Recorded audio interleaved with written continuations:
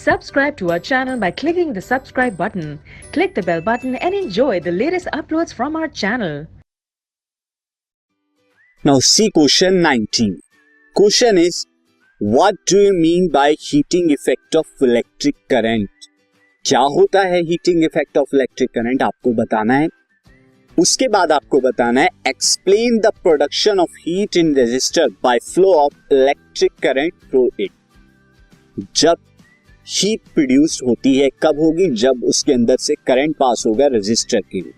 और रेजिस्टर ही नहीं, किसी भी ऐसी चीज जो रेजिस्टेंस प्रोड्यूस करती है, जब उससे करंट पास होता है तो हीट जो है इवॉल्व होती है, हीट भी प्रोड्यूस होती है. कैसे होती है, क्या होती है, क्यों होती है, ये आपको बताना है. और उसके बाद आपको कुछ दो डिवाइसेस के नाम बताने जो हीटिंग इफेक्ट ऑफ करंट पर बेस्ड हो. तो देखिए हीटिंग इफेक्ट ऑफ करंट होता क्या है, पहले एक्सप्लेन कर देता हूं मैं. तो electric current is the result of flow of electrons. आप जानते हैं कि जब इलेक्ट्रॉन फ्लो करते हैं from the negative end to positive end, तो करंट फ्लो होता है पॉजिटिव एंड से नेगेटिव एंड की तरफ किसी भी कंडक्टर में. Now when electrons flow in a conductor it encounters some resistance. अब जब वो फ्लो करेगा करंट किसी कंडक्टर में तो रेजिस्टेंस होगा. कंडक्टर का अपना कुछ न कुछ स्पेसिफिक रेजिस्टेंस होता है जो उसकी रेजिस्टिविटी पे डिपेंड करता है, लेंथ पर भी, एरिया, क्रॉस सेक्शन एरिया, इन सब चीजों पे डिपेंड होता है. अब क्या होगा, as a electron collide and vibrate.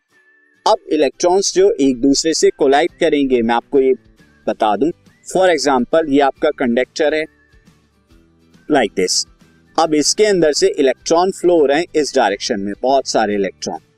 अब जब रेजिस्टेंस आएगा, रास्ते में इनके रुकावट आएगी, तो ये एक दूसरे से कोलाइड करेंगे और वॉल जो है कंडक्टर की बाउंड्री से भी कोलाइड करेंगे. ये यहाँ पे कोलिजन होगा.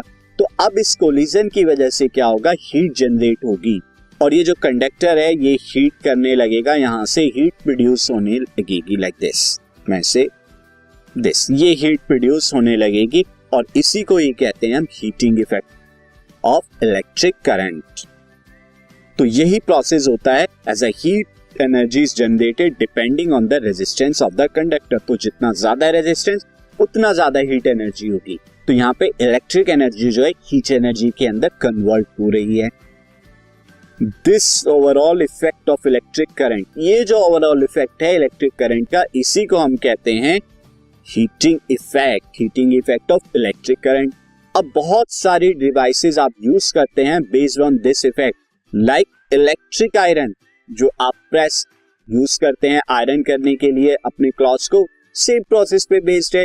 हीटर हुआ, गीजर हुआ, और इमर्सन जो रॉड जिससे आप पानी को गर्म करते हैं उसको भी क्या करते हैं, सेम प्रोसेस पे बेस्ड होती है.